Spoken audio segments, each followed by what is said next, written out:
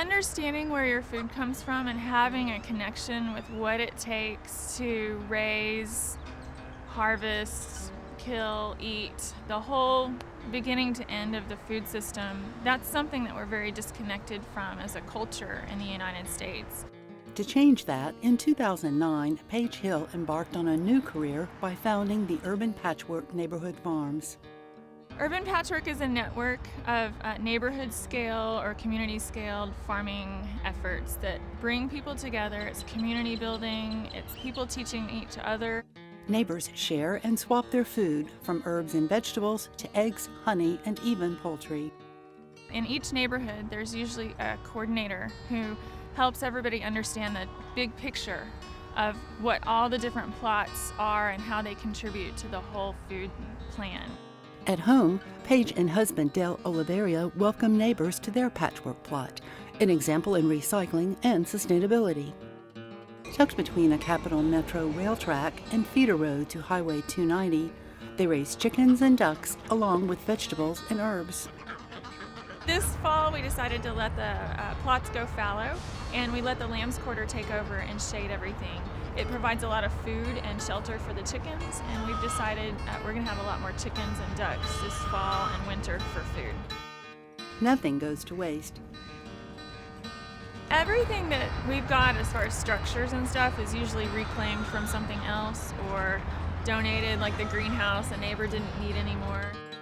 Pathway mulch comes from neighborhood trees when the city prunes away from power lines. They're glad to dump the chips on Paige's driveway. To collect rainwater, Paige held a workshop to build a ferro-cement cistern. There are a couple of ways that it gets used. There's a hose on the back side, and we can run that to the garden, or we use it in the greenhouse. The other place that water goes is it fills up this pond, and this pond is a small filtration system. It's also a habitat for butterflies and bees and birds. And then the fish that are in here add fertilizer to the water, and it immediately can get put on all of the garden plants. This cistern also waters the gardens that used to be a grassy strip between her house and the neighbors. In East Austin, the Cherrywood Farm network includes neighborhood grocery store In.gredients, a mostly package-free shopping experience featuring local products. The garden's a natural extension of their mission.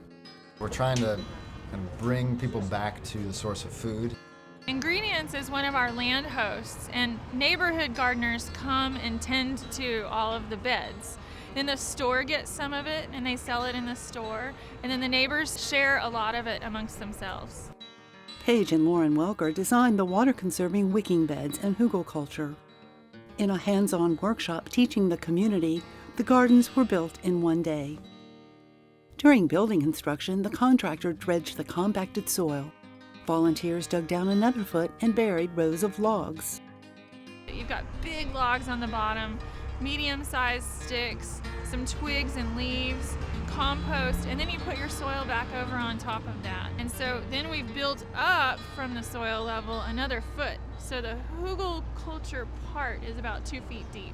The logs hold on to water, and then when the top gets a little bit dry, it slowly releases water back into the soil.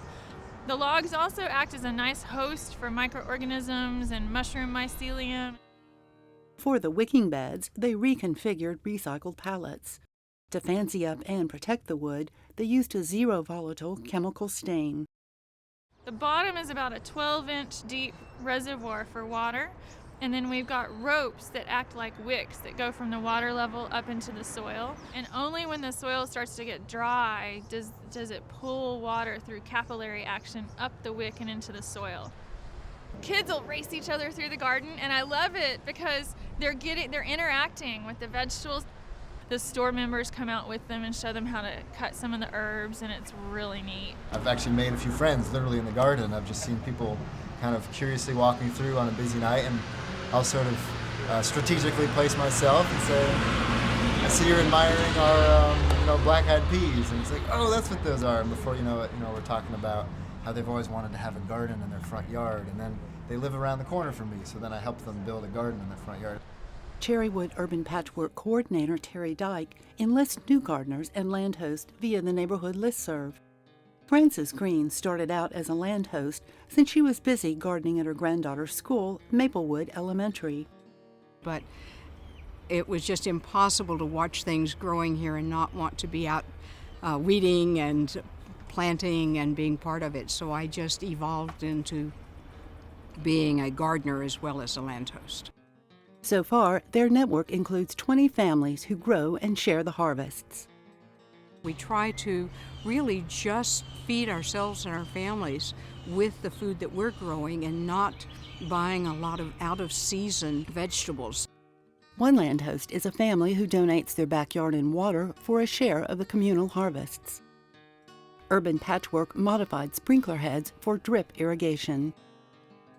Workshare members maintain it. Workshares are the people who, basically trade their work for veggies. I like getting out every day and seeing people's yards and trimming the plants and gardening. And every 2 weeks, I get a big bag of vegetables. And I also get all this knowledge that I've learned from my neighbors about, what is growing well and how are you handling the invasives and how are you handling the insects. And so it's been a really great experience. On a broader level, Urban Patchwork promotes urban food forests, like that at Miller, where fruit and pecan trees dot trails just yards from traffic. In October, neighbors collect Mexican plums and gather in their homes to can what they don't eat.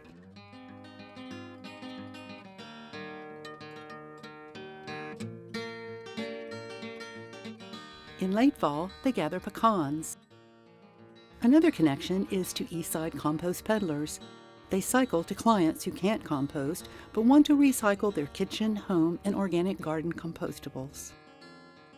Frances Green's backyard is one drop-off site.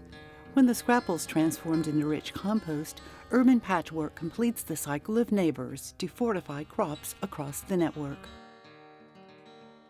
Thanks to Urban Patchwork, it's groundbreaking renewal on another level. Some of the people who work with us are individuals who have been gardening in Austin for decades.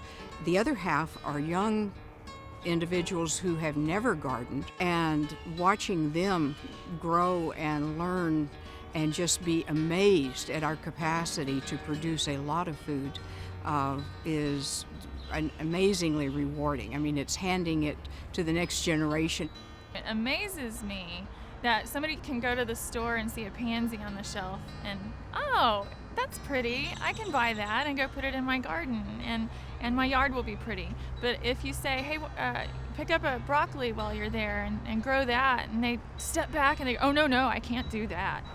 We don't know that it's easy anymore. Our parents didn't tell us, our grandparents, because they taught their children, don't do it anymore, go to the office. It's a mystery now, and so our job is to demystify food and demystify the processes of nature and the wonder of it. It needs to be wonderment again instead of a chore.